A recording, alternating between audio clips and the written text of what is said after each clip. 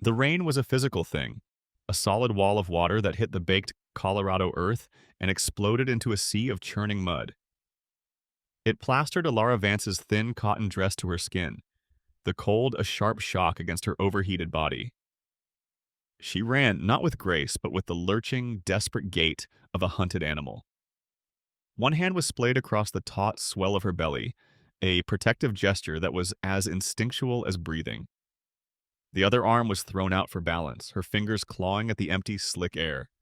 Behind her, carried on the gale, was the sound that had haunted her sleep for 2 years, the baying of hounds and the guttural shouts of men. She can't have gotten far. Spread out. Blackwood wants her back, not her corpse.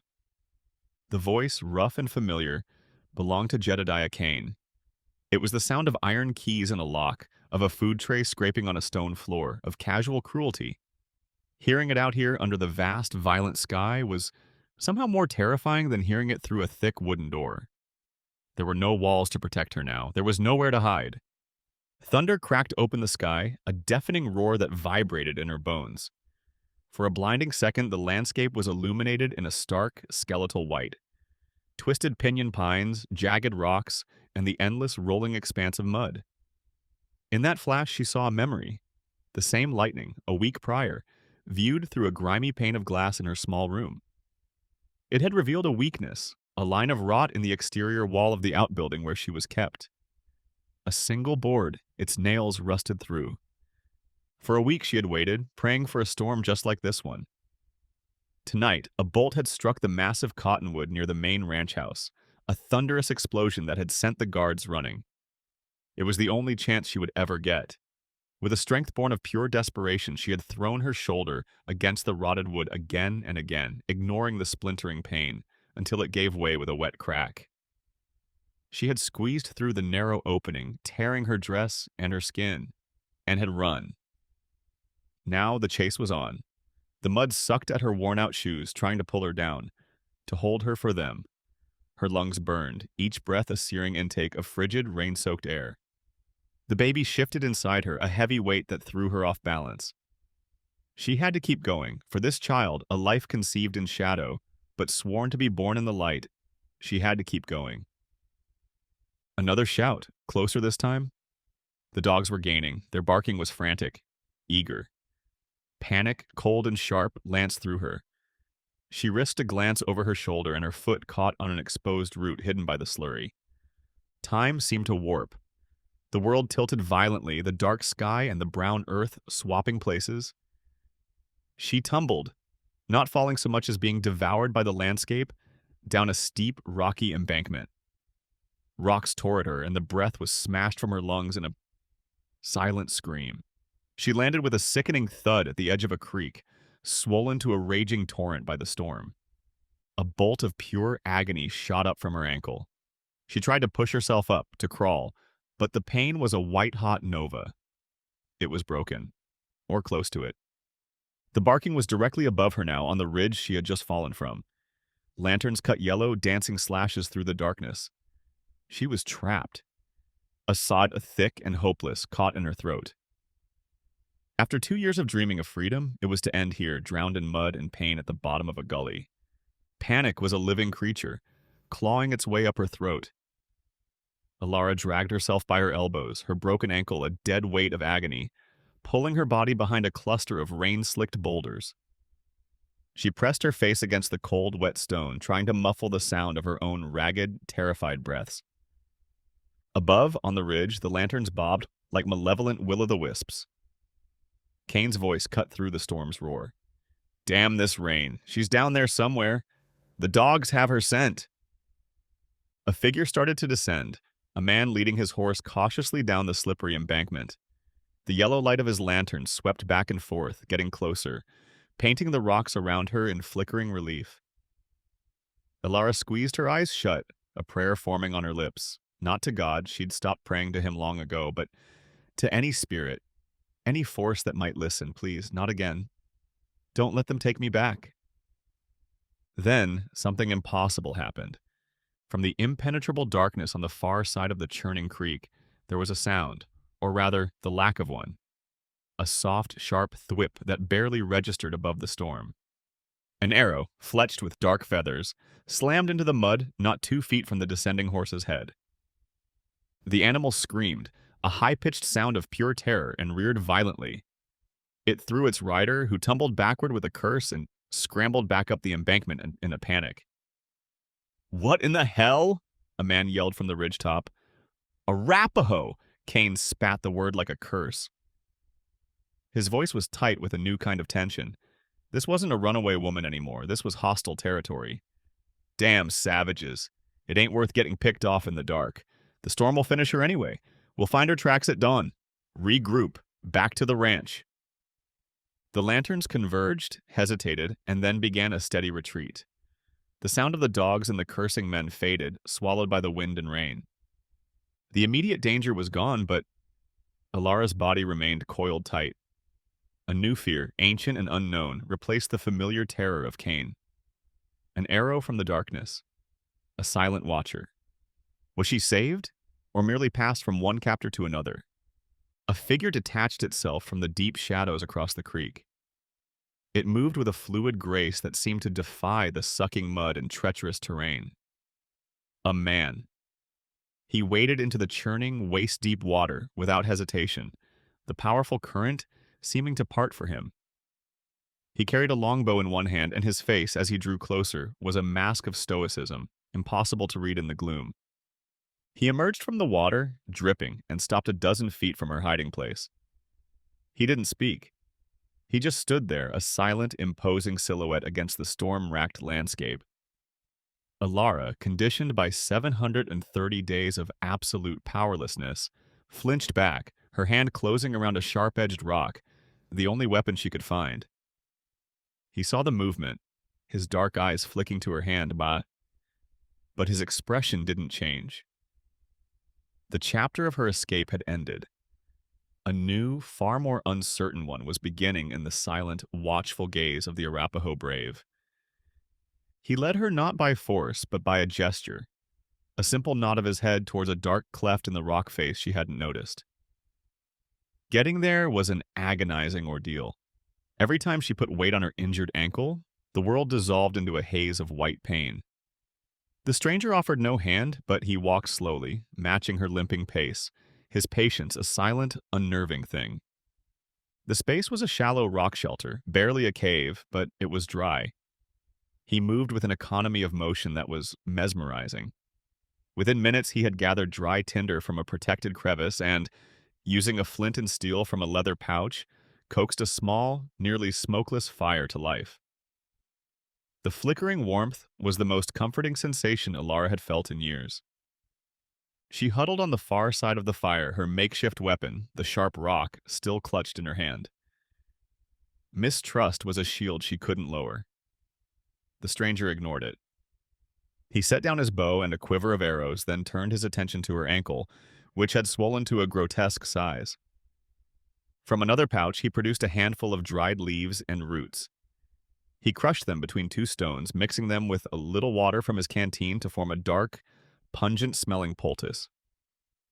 He didn't approach her. Instead, he placed the mixture on a flat stone alongside a clean strip of rawhide and pushed it gently with a stick across the dirt floor until it was within her reach. Then he retreated to his side of the fire, giving her space, respecting her fear. The gesture was so unexpected, so contrary to the brute force she had come to expect from men, that it momentarily disarmed her. For 2 years, every interaction had been an assertion of power over her. This was a choice, an offering.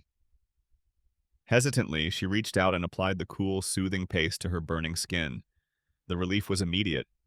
Next, he offered her food, a strip of dried meat. Tough and smoky, her stomach cramped with a hunger so fierce it was painful. She snatched it from his outstretched hand without thinking, then recoiled at her own rudeness. She devoured it like a wolf, not caring about the primal picture she must have made. He simply ate his own piece, his dark eyes watching her over the flames. It wasn't a predatory gaze, she realized, but one of deep, unsettling assessment. Finally, she found her voice. It came out as a dry, rasping whisper, torn from a throat raw with disuse and screaming. Why? He stopped chewing and looked at her, truly looked at her for the first time. The firelight carved deep shadows onto his high cheekbones and strong jaw. He gestured with his chin back in the direction of the ridge, where the lanterns had disappeared. Blackwood, he said. The name was a single, ugly stone dropped into the quiet pool of the shelter. It hung in the air between them, a shared poison. He didn't need to say more. She saw in the sudden hardness of his eyes a reflection of her own hatred. He wasn't her savior. He was her enemy's enemy. And in the unforgiving wilderness of the Colorado Territory, that was a far stronger bond than trust. The fire crackled, a small sun in their dark, cold world. As sleep stubbornly refused to come, the flickering light pulled Alara back, down a tunnel of memory to a time when flames meant warmth and hope, not destruction. 2 years earlier, the sun was a benevolent gold pouring over the small valley they'd claimed as their own. David stood on the porch of their half-finished cabin, one arm around her shoulders, the other gesturing expansively at the frame of the new barn. "By next spring, Alara," he'd said, his voice full of the easy confidence she loved, "we'll have the finest horses in the county. The creek runs year-round, the grass is rich. This is it. This is the place." She had leaned her head on his shoulder, breathing in the scent of fresh-cut pine and the boundless optimism of their future. They were poor in coin, but rich in everything that mattered: love, grit, and a deed to a piece of land that was truly theirs. Their Eden had a snake, and its name was Silas Blackwood. They first met him in Serenity Creek. He was dapper, silver-haired, with a voice as smooth as polished riverstone. He offered to buy their land, speaking of progress, and the inevitability of consolidation. David, proud and unbending, had refused him publicly in the general store in front of half the town. "This land isn't for sale, Mr. Blackwood. Not for any price." Blackwood had smiled, a thin, bloodless expression that didn't reach his cold eyes. "Everything has a price, Mr. Vance. Everything." The reprisal came a week later, not with a letter, but with fire. Blackwood arrived at dusk, not with a gang of thugs, but with just one man, Jedediah Kane, and a lit torch. He didn't shout or threaten. He simply stood, watching with detached interest as Kane tossed the torch onto the roof of their new, unfinished barn. David, bellowing with rage, charged. Kane, a man built of grizzled granite, met him head-on. The fight was short and brutal. David was strong, but Kane was a professional brute. As Kane held her husband down, his arm twisted behind his back, Blackwood walked calmly over to Alara. He smoothed a stray piece of hay from his immaculate coat and began to speak, his tone conversational, as if lecturing a student. "You see, my dear," he'd said, ignoring David's struggles. "Most people misunderstand ownership. They think it's a piece of paper, a deed, an illusion. True ownership is control. It is the breaking of a defiant spirit. Your husband's spirit," he gestured with a gloved hand, "is an inconvenience, an untamed thing. And all untamed things must either be broken or put down." He'd given Kane a slight nod. Alara had tried to scream, but the sound was trapped in her throat. She saw the glint of Kane's knife, the flash of motion, the sudden stillness of her husband's body. The memory shifted, fracturing into a kaleidoscope of torment. The small, windowless room in the outbuilding of Blackwood's sprawling ranch. The smell of dust and her own despair. Blackwood's periodic visits. He never laid a hand on her then. His torture was more insidious. He would sit in a chair, impeccably dressed, and tell her about his conquests. How he'd acquired the Miller Ranch through a manufactured debt.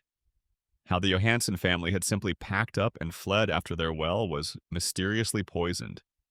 How the memory of David Vance was fading, his defiance a forgotten footnote in the story of Silas Blackwood's inexorable progress. He was trying to unmake her world, to erase her past, until the only reality she knew was the one he controlled. Kane was the physical jailer, the bringer of food, the constant, leering reminder of her powerlessness. And then, the final violation, the one that planted the seed of life inside the vessel of her living death. An act of ultimate ownership, a branding of his claim upon her very flesh. It was a memory she kept locked in a dark box in her mind, a blur of whiskey on the breath and a dissociation so profound she felt as if she were floating on the ceiling, watching a horror unfold below. Weeks later, the sickness began. The horrifying, undeniable truth dawned on her. She was pregnant. His. A part of him was growing inside her. That was when her will had finally, truly, almost shattered. But then something else took root. A flicker of defiance. This child, conceived in an act of monstrous possession, would not be his.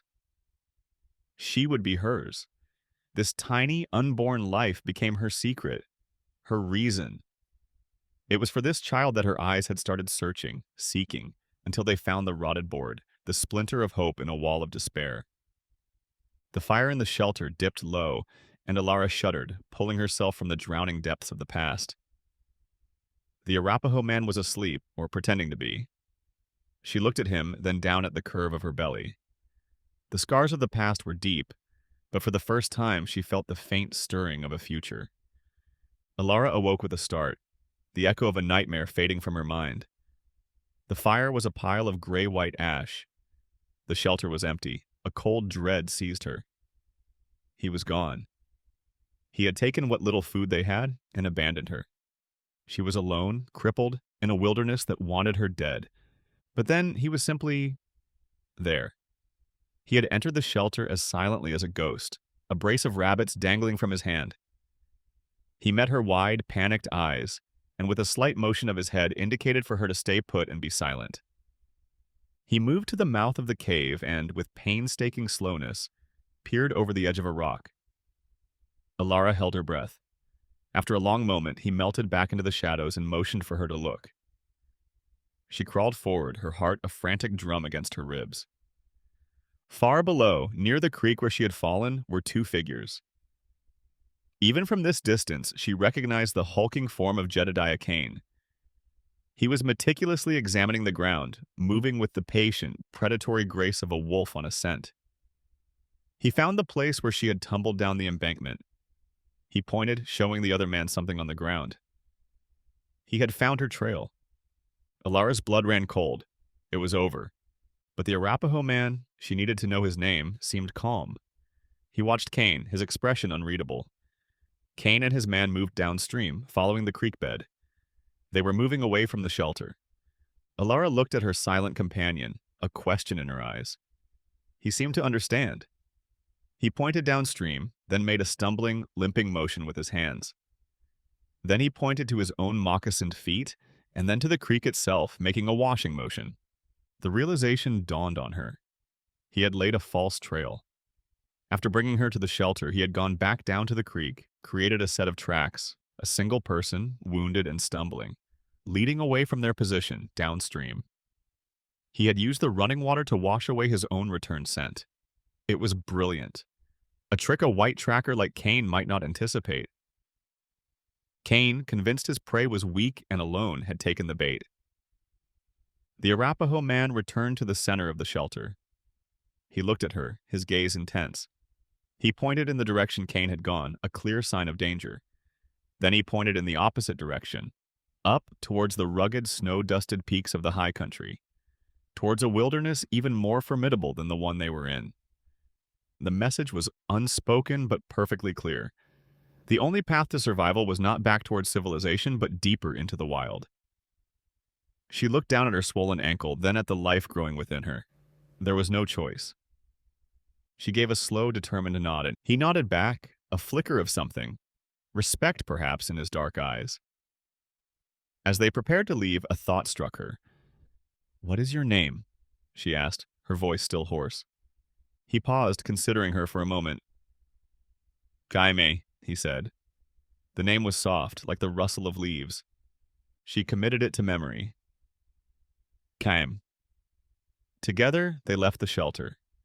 Alara, leaning on a sturdy branch Cam had fashioned into a crutch, took her first painful steps towards the mountains and away from everything she had ever known. For 3 days they traveled upwards into the thinning air of the foothills. The world became a vertical canvas of granite, aspen, and pine. Kaime moved through it as if he were born of the rock and trees, while Alara struggled, every step a testament to her pain and exhaustion. Yet, with every sunrise, she felt a sliver of strength returning. Kami showed her how to wrap her ankle tightly, how to use the crutch to navigate the treacherous slopes, which berries were safe to eat. He was a patient, if silent, teacher. On the evening of the third day, from a high ridge, they saw it. A small collection of wooden buildings nestled in a valley below, smoke curling from a dozen chimneys like faint prayers. Serenity Creek. A wave of conflicting emotions washed over Alara. It was the town where she and David had bought their supplies, where they had dreamed of their future. It was also the town where David had made his stand, where their fate had been sealed. To her, it represented the last vestige of the rule of law, of a world where a man like Blackwood couldn't simply murder and steal without consequence. "There's a sheriff there," she said to Kame, her voice stronger than it had been in years. "Sheriff Brody, he knew David. He has to help me." Kami's gaze was fixed on the town, but his eyes saw something different. He saw a place of fences, of suspicion, of a law that had never been his. He had seen what places like this did to his people. "Their law is not for us," he said, his voice low and certain. "His law is bought. It is Blackwood's law." "He has a badge," Alara insisted, clutching the idea like a holy relic. "He swore an oath. He has to listen."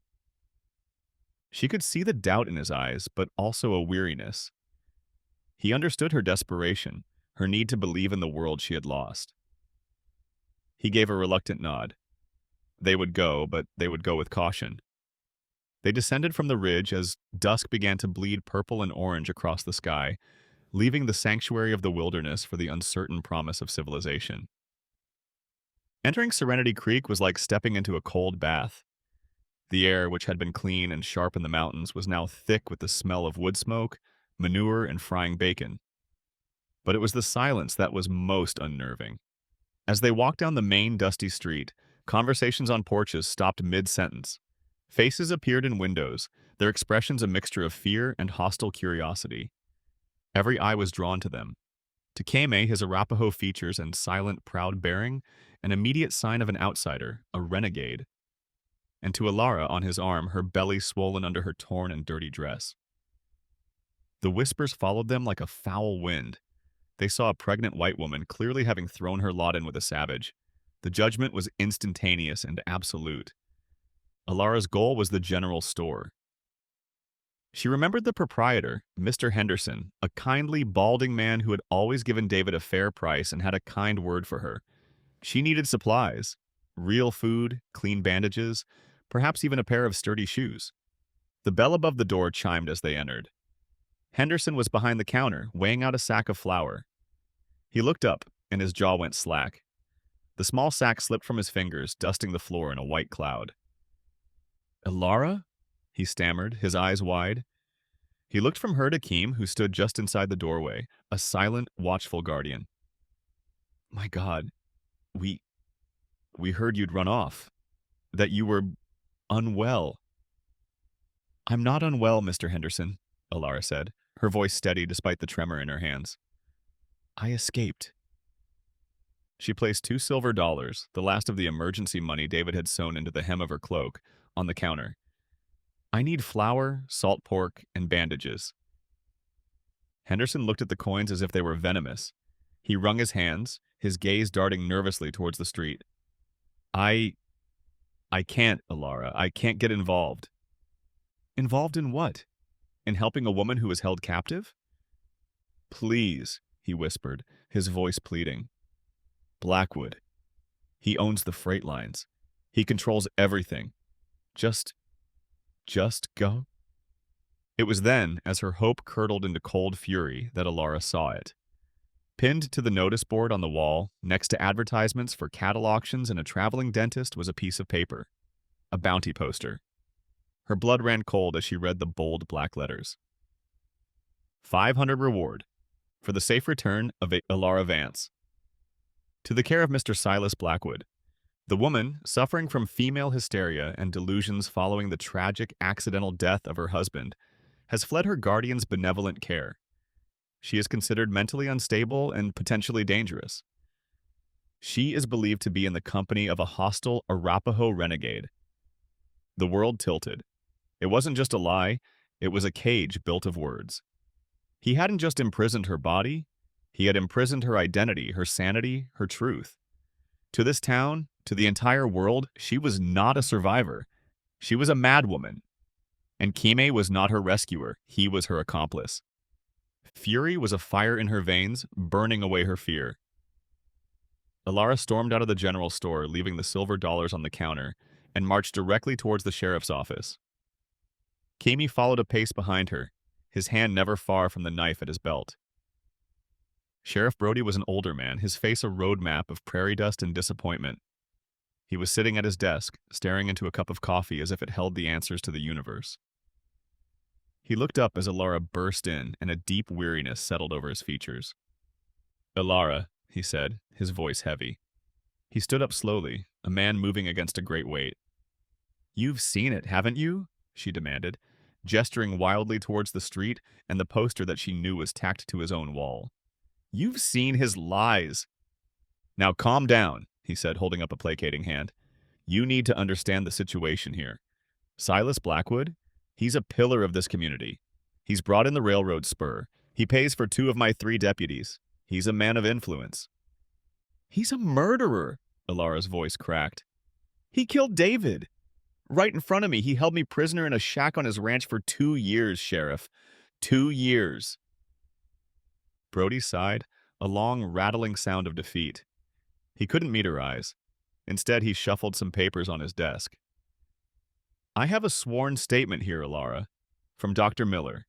Says he's been treating you for female hysteria for the better part of a year. Says you have fancies. I have a dozen depositions from Blackwood's ranch hands saying he took you in out of the goodness of his heart after your husband's, tragic riding accident. They're lies. He paid them to lie." "Maybe," Brody conceded, finally looking up. His eyes were tired and gray. "But it's his word, and the word of a dozen others, against yours. And you show up here looking like, well, like this, with a wanted Arapaho." At that moment, Kime stepped silently into the doorway. He didn't speak, didn't make a single threatening move, but his presence filled the room, a palpable force of coiled intensity. Sheriff Brody's gaze flickered to him, and a bead of sweat trickled down his temple. "For your own good," Brody said, his voice dropping. "You should surrender to me. I'll make sure Blackwood treats you fair." "Fair?" Alara laughed, a sharp, bitter sound. "You know what his fairness looks like. You're not a lawman.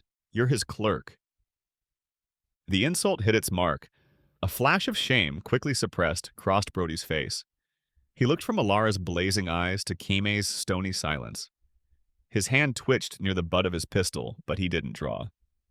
The moment of decision had come, and he chose the path of least resistance. "I'm giving you one chance," he said, his voice now hard, the false kindness gone. "Get out of my town. You and him. Get out before you bring Blackwood's trouble right to my doorstep. Next time I see you, I'll be obligated to enforce that warrant." He had made his choice. He served not the law, but power. Alara looked at the tin star on his chest and saw nothing but a worthless piece of metal. They retreated to the livery stable at the edge of town, the only place that offered a roof without demanding questions. The air was thick with the sweet, earthy smell of hay and horse. They needed to rest, just for a few hours, before the moon rose and they could slip away into the darkness. But Serenity Creek wasn't done with them. The lure of $500 was a powerful one. 2 local ne'er-do-wells, the Kogan brothers, had seen them talking to the sheriff. They'd read the poster. They weren't smart men, but they were greedy and opportunistic. They figured they could collect the bounty themselves and be heroes in Blackwood's eyes. They burst through the wide stable doors, pistols drawn, their faces flushed with cheap whiskey and avarice. "Nowhere to run now, squaw man!" The taller one, Finn, yelled, his pistol wavering unsteadily. The world exploded into chaos. Before the words had even finished leaving Finn's mouth, Kime moved. He was not a man. He was a blur of motion. He kicked over a barrel, sending it rolling into the legs of the second brother, knocking him off balance. In the same movement, he shoved a tall stack of hay bales over, creating a wall of cover. Finn fired his pistol, the shot deafening in the enclosed space. The bullet tore through a wooden stall, sending splinters flying. A terrified horse screamed and kicked against its enclosure. The second brother, recovering his footing, leveled his gun at Kame. but Kame was already gone, having melted into the deepening shadows. He knocked over a lit lantern, plunging their side of the stable into darkness, illuminated only by intermittent moonlight through the hayloft door. Finn, enraged and disoriented, turned his attention to the easier target. He saw Ilara, her back pressed against a stall, her face a pale oval of terror. He lunged, grabbing for her arm. "You're coming with me, crazy lady!" For a heartbeat, she was paralyzed. The rough hand on her arm, the smell of whiskey on his breath. It was a ghost of her captivity, a flashback so vivid she could almost see Blackwood smiling over the man's shoulder. The terror was a cold, paralyzing weight, but then she felt it. A flutter deep inside her, a tiny, insistent kick from her unborn child. It was like a lightning strike to her soul. The paralysis shattered, replaced by a rage so pure and white-hot it was almost cleansing. She was not just a victim anymore, she was a mother, a protector. Her eyes darted around and saw, hanging on a nail by a small forge, a blacksmith's hammer. It was heavy, solid. With a guttural scream that was part fear, part fury, she ripped her arm from Finn's grasp, seized the hammer, and swung it with all the force in her body. It wasn't a trained blow, but a desperate, primal arc of iron. It connected with Finn's forearm with a sickening crunch. He howled in pain, his pistol clattering to the hay-strewn floor. At the same moment, a shadow detached itself from the darkness. Kame slammed into the second brother, not with a weapon, but with the hard pommel of his knife. A disabling blow to the temple that sent the man crumpling to the ground, unconscious. Kame scooped up the fallen pistol. The sounds of shouting were starting from the street. The sheriff's whistle cutting through the night. There was no time. Kame grabbed the reins of a startled horse, helped Lara into the saddle, and swung up behind her. They burst out of the livery's back door, galloping into the night, leaving behind 2 wounded bounty hunters, a terrified town, and any last lingering hope of finding justice in the world of men. They were fugitives now, in the eyes of everyone. 200 miles away, in a study that smelled of rich leather and expensive cigar smoke, Silas Blackwood read the telegram. His ranch house was an opulent fortress, a testament to his success, filled with mahogany furniture, thick carpets, and maps of the territory. Maps on which his own property was an ever-expanding blot of ink. The telegram was from Sheriff Brody in Serenity Creek. Ilara Vance spotted in town. Stop. Accompanied by Arapaho male. Stop. Resisted attempted civilian apprehension. Stop. Fled north into high country. Stop. Subject fought back. Stop. Blackwood read the last line again. Subject fought back. He didn't fly into a rage. He didn't curse or throw things. He did something far more chilling. He smiled. It was a slow, genuinely pleased smile, the look of a connoisseur admiring a particularly fine piece of art. His little bird hadn't broken after all. He'd thought her spirit was extinguished, but it was merely banked, waiting for a wind to rekindle the flame. This was so much more interesting. The chase, the eventual recapture, would be infinitely more satisfying now. He took a slow puff of his cigar, the gray smoke curling towards the high ceiling. The amateurs and cowardly sheriffs had failed. It was time for a professional. He walked to the door of his study and opened it. "Jedediah," he called out into the hall. Jedediah Kane appeared moments later, his presence seeming to suck the warmth from the room. He stood, waiting, his face an impassive mask of brutality. Blackwood handed him the telegram. "She's grown claws," he said, his voice smooth and pleasant. "And she's made a friend. I'm tired of the local talent. Their incompetence is becoming tiresome." Kane read the paper, his lips curling into a semblance of a sneer. "High country. He'll think the rocks can hide him." "Indeed," Blackwood agreed. "I want you to handle this personally. Find them. Bring her back to me. Unharmed, if possible. I still have plans for her." He paused, taking another deliberate puff of his cigar. "And kill the savage. Make an example of him." Kane gave a single, sharp nod. There was a look of grim satisfaction in his cold eyes. This wasn't a job for him, it was a pleasure. He turned without another word and walked away, his heavy boots echoing on the polished floorboards. The vulture had unleashed his hound. The true hunt had begun. They rode until the horse, lathered and trembling, could go no further. They were miles from Serenity Creek, deep in the rocky folds of the foothills, where the only sounds were the whispering wind and the pounding of their own hearts. The adrenaline from the fight had drained away, leaving behind a bone-deep exhaustion and the grim, cold reality of their situation. They were alone, hunted, with no sanctuary to run to. Keem slid off the horse and helped Alara down. She swayed on her feet, dizzy with fatigue. He led the horse to a small stream to drink and then began to unsaddle it. Alara noticed a dark stain spreading on the sleeve of Keme's buckskin shirt. A shallow gash, likely from a splintered piece of wood during the stable fight, was bleeding sluggishly. Without a word, she went to the saddlebags they'd taken, found a clean rag, part of a flour sack, and dipped it in the cold stream water. She came to him and gently took his arm. He tensed for a moment, unaccustomed to the touch, then allowed it. She carefully cleaned the wound, her movements gentle and sure. It was a small, intimate act in the vast, impersonal wilderness, a silent acknowledgement of the debt she owed him.